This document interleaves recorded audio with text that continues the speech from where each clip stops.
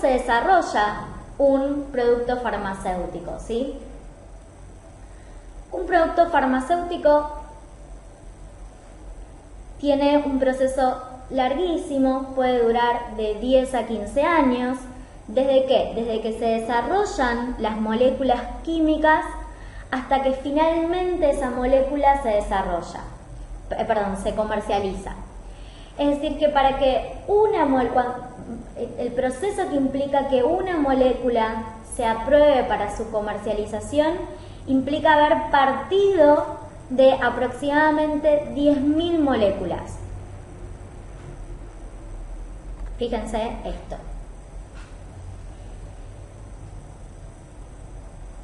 Desde el momento en que se descubren estas moléculas, que eso puede llevar de 2 a 5 años,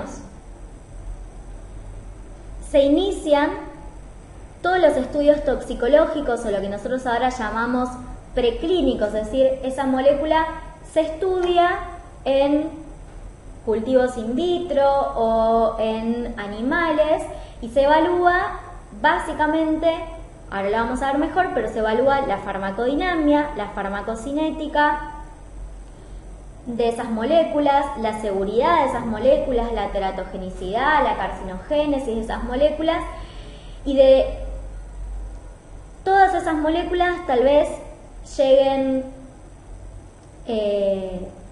10, ¿sí?, a fase 1, ¿sí? Y a medida que van pasando a lo largo de las distintas fases, tal vez muchas de esas moléculas van cayendo porque se prueba o que no son seguras o que tienen muchos efectos adversos o que tienen una mala farmacocinética o una no adecuada farmacocinética, y en definitiva de todas esas moléculas que se fueron estudiando desde la preclínica hacia las distintas fases, que ahora vamos a ver qué son esas fases, tal vez llegue a probarse una sola, ¿sí? Con lo cual el proceso es largo. Entonces, vuelvo un poco para atrás. Estas moléculas se estudian en preclínica, que ahora vamos a ver un poco más, en animales, ¿sí? Se ve cómo es su mecanismo de acción, es decir, su farmacodinámica, se evalúa cómo es su cinética, cómo es su seguridad. Y una vez que se considera que por estudios preclínicos ese fármaco es seguro para avanzar a desarrollarse o estudiarse en humanos, entonces se aplica lo que es un IND. Ahora vamos a ver, esto es un poco el modelo para la FDA o para Estados Unidos, pero es bastante similar acá en la Argentina en la ANMAT. Pero les explico que es bastante fácil de entender.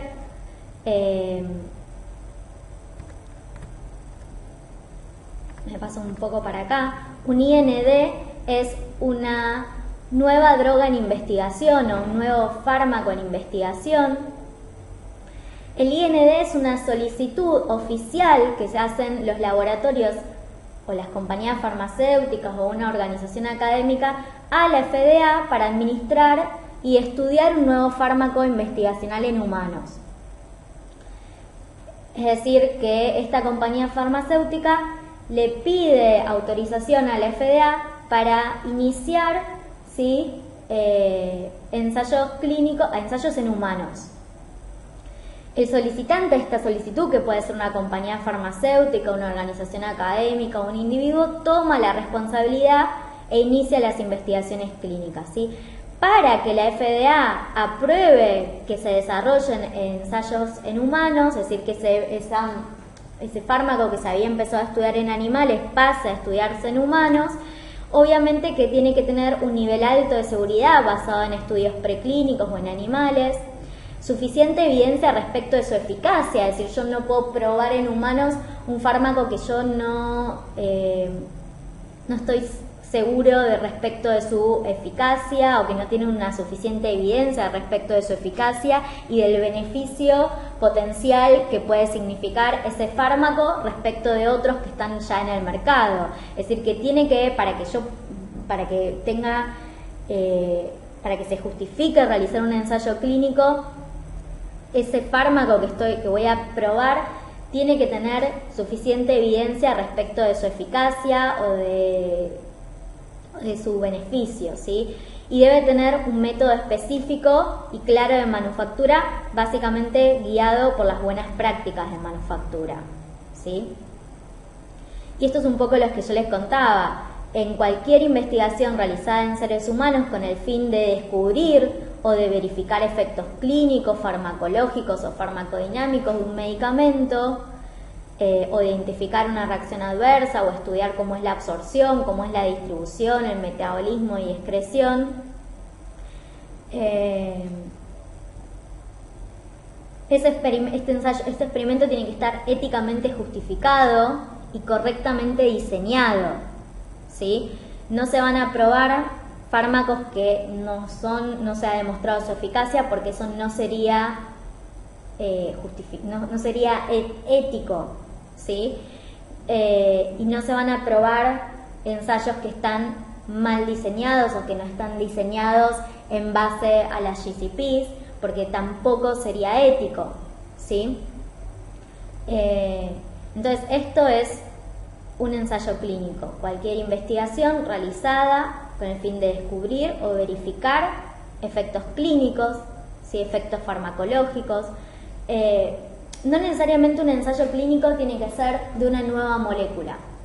Los ensayos clínicos pueden ser para evaluar la eficacia de una asociación de medicamentos versus otro medicamento, y eso es un ensayo clínico, es decir, medicamentos que ya se conocían, que ya habían sido descubiertos, que ya habían sido comercializados, pero uno quiere probar la asociación de 2 medicamentos o 3 medicamentos versus otro, ¿sí? Versus un comparador, para ver si tiene superioridad esa asociación respecto del otro fármaco. O uno puede hacer ensayos para evaluar distintas formas farmacéuticas, ¿sí? La superioridad de una vía oral versus una vía subcutánea, una vía intradérmica, ¿sí? O entonces también, con esto les quiero decir que no necesariamente los ensayos clínicos implican fármacos que nunca se habían comercializado, fármacos nuevos, ¿sí? También uno puede hacer ensayos clínicos para evaluar o para que se aprueben nuevas indicaciones de un fármaco que ya se comercializaba, ¿sí? Por ejemplo, un fármaco que era utilizado, no sé, para la artritis reumatoidea, si uno lo quiere aprobar, si uno quiere que esté aprobado, no sé, en el caso nuestro, que esté aprobado por la ANMAT y por lo tanto en un prospecto, que también ese fármaco se puede utilizar para enfermedades inflamatorias intestinales, tiene que ser sometido a nuevos ensayos clínicos con esa población, ¿sí? Es decir, que un medicamento esté aprobado por la ANMAT, el medicamento se aprueba para una determinada indicación, que es para la cual hay evidencia científica basada en ensayos clínicos que ahora vamos a ver, que lo justifiquen, ¿sí? Entonces también se pueden hacer ensayos clínicos para nuevas indicaciones, para nuevas preparaciones farmacéuticas, para nuevas dosificaciones, ¿sí? Esto es un poco lo que quiero que les quede claro. Bien. Entonces, una vez que se aprueba, ¿sí?, el IND, va a pasar por distintas fases que ahora las vamos a estudiar un poco mejor, que son la fase 1, ahora la vamos a ver, pero ya les voy adelantando que la fase 1 en general se hace en individuos sanos, no se hace en pacientes. Ya la fase 2 y la fase 3 se va haciendo en pacientes. Siempre a medida que vamos avanzando en las fases vamos estudiando mayor cantidad ampliamos el tamaño muestral, es decir, aumentamos la cantidad de pacientes que son expuestos a la droga. Entonces, una vez que se aprueba, esto siempre, obviamente, desde que el pasaje de una fase a otra, siempre es evaluado y auditado constantemente por la agencia regulatoria, ya sea la FDA en este caso, o la ANMAT si fuera en la Argentina. Y una vez entonces que el fármaco se considera eficaz, se considera seguro, se considera que ha pasado las 3 fases, se aplica lo que se llama un NDA, que es el NDA, voy un poco más para adelante, el NDA es la New Drug Application, es la aprobación de un nuevo fármaco. Así, para que se apruebe un nuevo fármaco, uno tiene que solicitar lo que se llama el NDA. El NDA tiene que contener toda la información que se ha recolectado durante las fases de investigación preclínica y clínica del producto. Es así que los datos suministrados ante la FDA como un IND sean integrados, ¿sí?, en esta solicitud final. Entonces tiene que tener datos respecto de cómo se sintetizó esa nueva molécula, cómo fue su manufactura, control de calidad del nuevo producto, el prospecto o brochure del nuevo producto, ¿sí?, que tiene que tener toda la información respecto de la farmacología preclínica y toxicología del nuevo producto, toda la información respecto de su farmacocinética, es decir, cómo es el metabolismo, la biodisponibilidad del nuevo producto, datos del ensayo clínico del nuevo producto y datos de seguridad de ese nuevo producto, ¿sí?, cuáles fueron las reacciones adversas,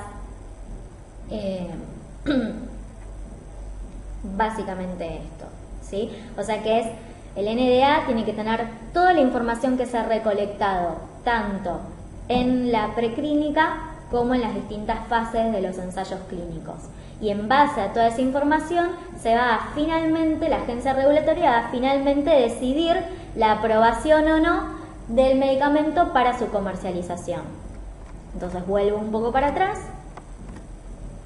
Volvemos para atrás.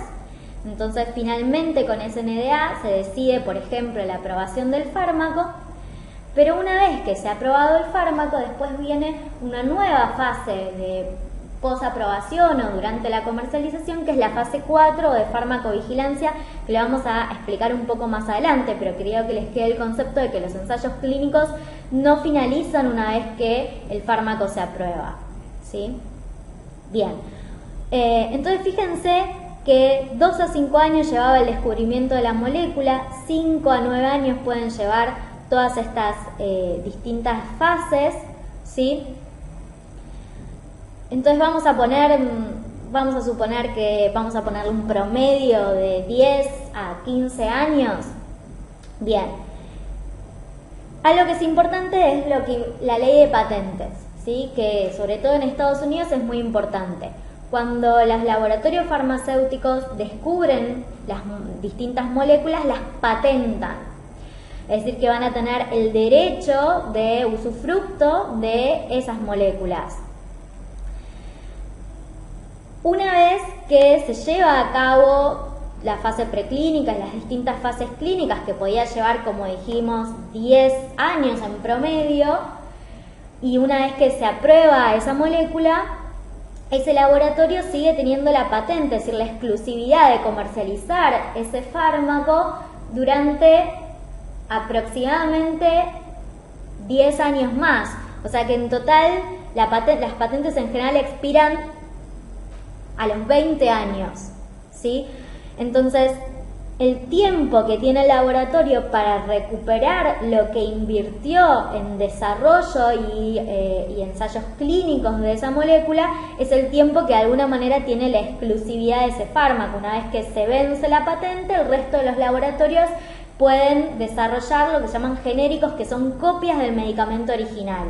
Y ahí es donde ese laboratorio que invirtió para desarrollar y para investigar y para realizar los distintos ensayos clínicos de esa molécula, empieza a tener competencia, ¿sí? Bien, otra cosa que es importante es que una misma molécula puede estar en distintas fases en el mismo momento. ¿Cómo es eso? Y porque puede estar en fase 1 para una determinada indicación y en fase 3 para otra indicación, o en fase 2 para una determinada dosis y en fase 3 para otra determinada dosis, ¿sí? Es decir, que una misma molécula puede encontrarse en un mismo momento realizando ensayos clínicos en distintas fases, ¿sí? Bien.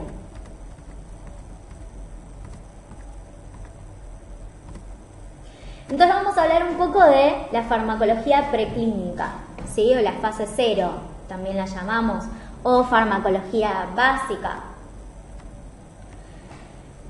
La farmacología preclínica es fundamentalmente orientativa y en cierto modo predictiva, pero en ningún caso reemplaza el estudio de fármacos en seres humanos, es decir que, como ya sabemos por la experiencia con la talidomida, como ya sabemos con la experiencia con otros fármacos, que un fármaco sea seguro y sea eficaz en animales no quiere decir que vaya a ser igual de seguro e igual de eficaz en seres humanos, ¿sí?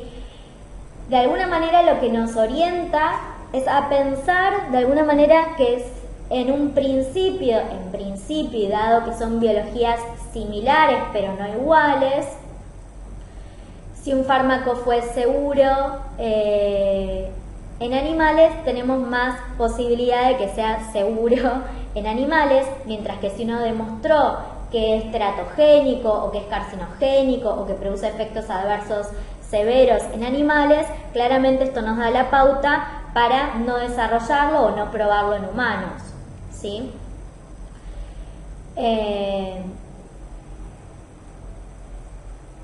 Bien, entonces, son todos aquellos estudios que se realizan in vitro, ¿sí?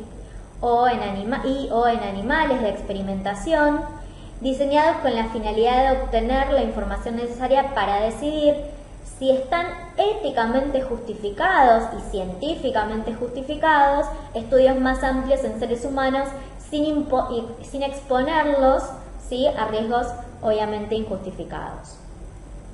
Bien, entonces las especies de animales deben de modelar el comportamiento de fármacos en humanos, ¿sí? En general siempre se tratan con 3 especies de animales distintas: ratas, conejos, ratones, perros, pero algo que es importante es que siempre una de ellas debe ser no roedora, es decir, que uno tendría que tratar de trabajar con roedores, pero siempre trabajar con alguna especie que sea no roedora.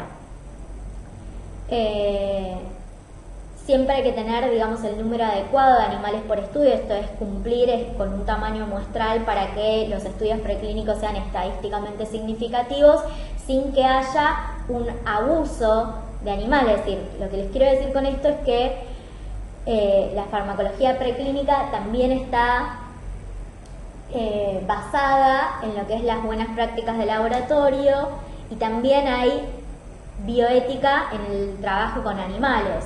Es decir, nunca se deben utilizar más animales de los necesarios de acuerdo al tamaño muestral calculado para el desarrollo de ese estudio. ¿Por qué? Porque no sería ético. Entonces, no piensen que porque se hacen ensayos en animales, ¿sí? son ensayos que no se basan bajo normas bioéticas. Es decir, que hay que tratar de siempre mantenerse con la regla de reducción, ¿sí? de utilizar la menor cantidad de animales posibles, pero lo necesario para que el estudio sea estadísticamente significativo, ¿sí? alcance un tamaño muestral que sea estadísticamente significativo. Bien, para el estudio que estemos buscando.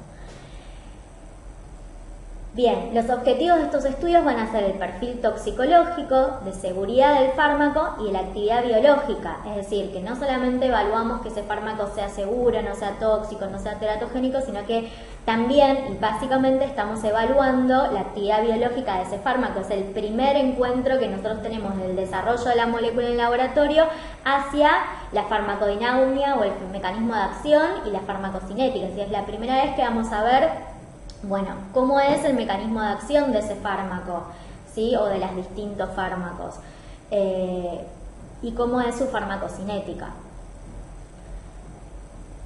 Este periodo de investigación en el laboratorio en animales dura aproximadamente 6 a 7 años, ¿sí? Es variable, siempre eso es bastante variable.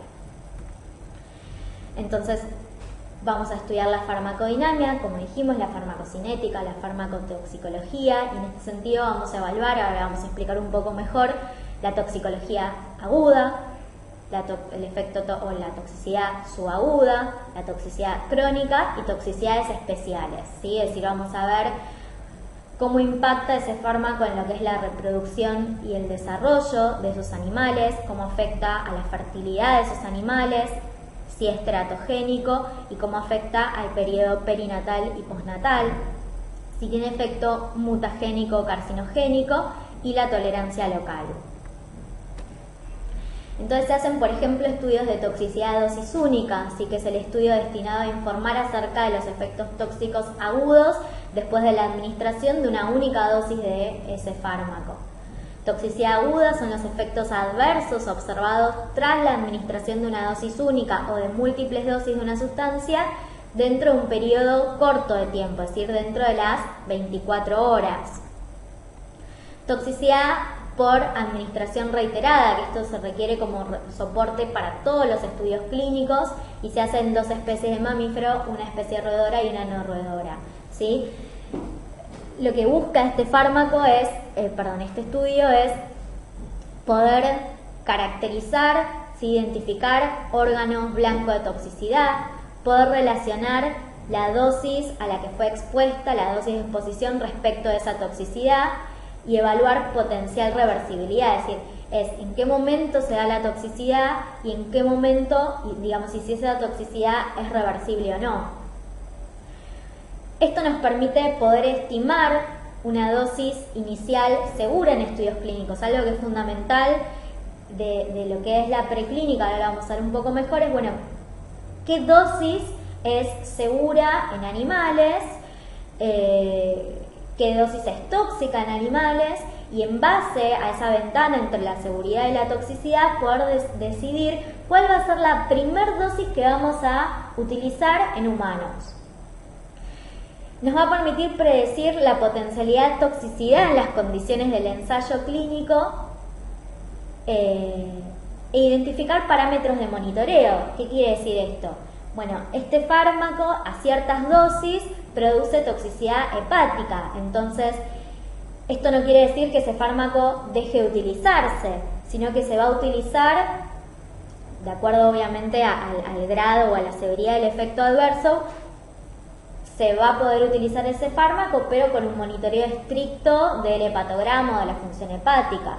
Puede ser que un fármaco tenga como efecto adverso producir nefrotoxicidad, entonces es importante monitorear siempre el clearance de creatinina o la función renal, es decir, que nos permite poder identificar la toxicidad, que si esa toxicidad obviamente es severa, nos va a decir, bueno, no se van a poder pasar hacer ensayos en humanos porque es un fármaco que es tóxico, pero también nos va a poder permitir estudiar cuáles son los órganos de toxicidad, con qué dosis y poder, si esa toxicidad no es lo suficientemente severa y nos permite pasar a ensayos humanos, poder identificar cuáles son los parámetros que uno va a tener que controlar de acuerdo a la toxicidad de ese fármaco.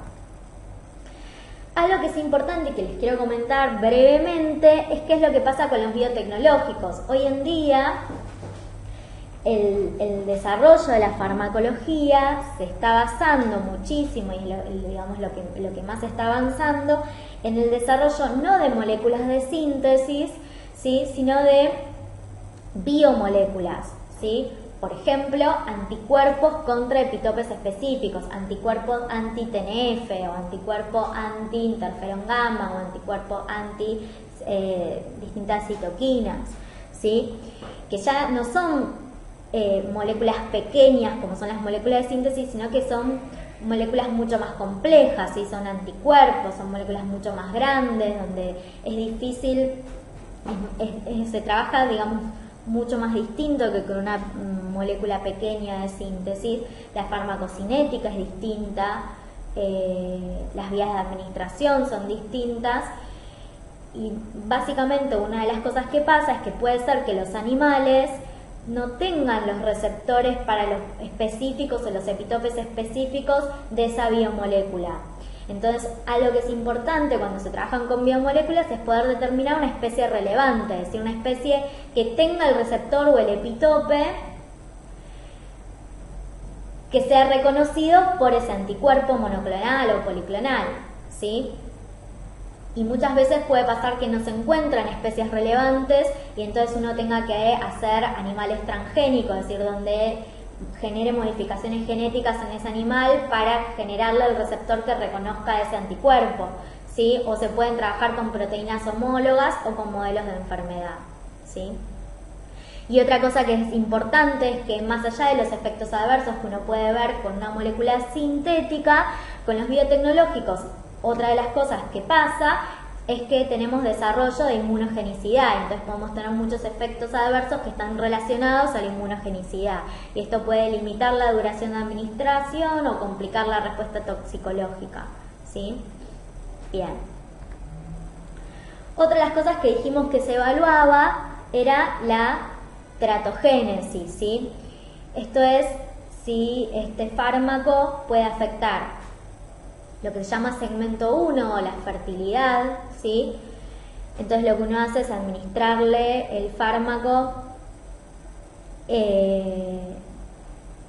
durante un tiempo y evaluar cómo afectó la producción y la liberación de gametas, la fertilización, hace aparear a los animales para ver si queda preñada o no, si se desarrolla el cigoto y cómo se implanta ese cigoto. Después tenemos el segmento 2 o de embriotoxicidad o teratogenicidad, que es que una vez que se implantó, qué pasa con la embriogénesis, qué pasa con el desarrollo fetal, qué pasa durante el parto, si se afecta, por ejemplo, el trabajo de parto, si ese fármaco está afectando el desarrollo del parto.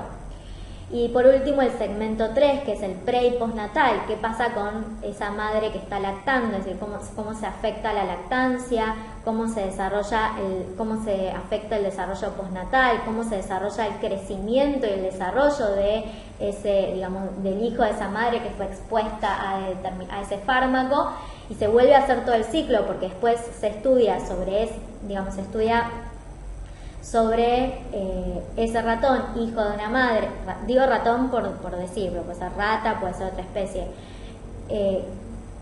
cómo se afecta la maduración sexual y la fertilidad en ese ratón, hijo de una madre expuesta a ese fármaco. Bien, entonces los 7 endpoints en toxicología de la reproducción es la fertilidad, ¿sí? Ver si hay alteraciones endocrinas, comportamiento aberrante durante el apareamiento, puede ser que no logren aparearse, si se altera la fertilidad, ¿sí? Si se afecta el tiempo de apareamiento, el número de implantes, si hay cambios en el inicio durante el parto, si hay cambios en el proceso de lactación o comportamiento de la madre hacia la cría, ¿sí? Alteraciones estructurales o dismorfogénesis, malformaciones en tejidos blandos o esqueléticos, alteraciones en el crecimiento retardado o excesivo, maduración temprana, ¿sí? O toxicidad funcional sobre ejes neuroconductuales y función reproductiva.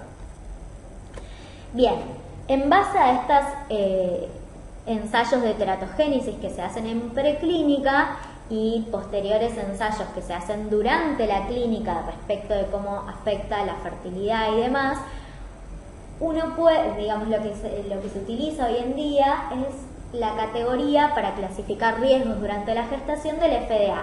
Hay muchas categorías para poder clasificar la seguridad de los fármacos en lo que hace a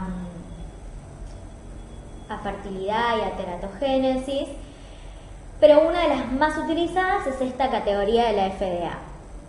Entonces decimos, por ejemplo, que un fármaco es de categoría A cuando pueden emplearse en embarazadas, esto es, en embarazadas o en mujeres fértiles con posibilidad de quedar embarazadas, ¿sí?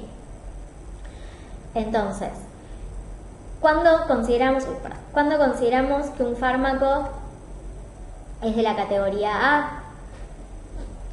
Cuando hay estudios controlados realizados con el fármaco que no han demostrado un riesgo para el feto durante el primer trimestre, pero esto es, hay ensayos controlados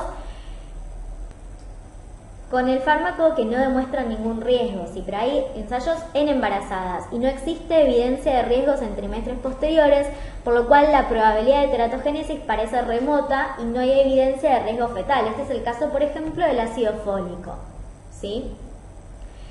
Esto no necesariamente implica que se hayan hecho ensayos con embarazadas, que se puede hacer si lo que se está probando implica un beneficio durante el embarazo, ¿sí? Eso está claro, porque si no, no sería ético. Bien.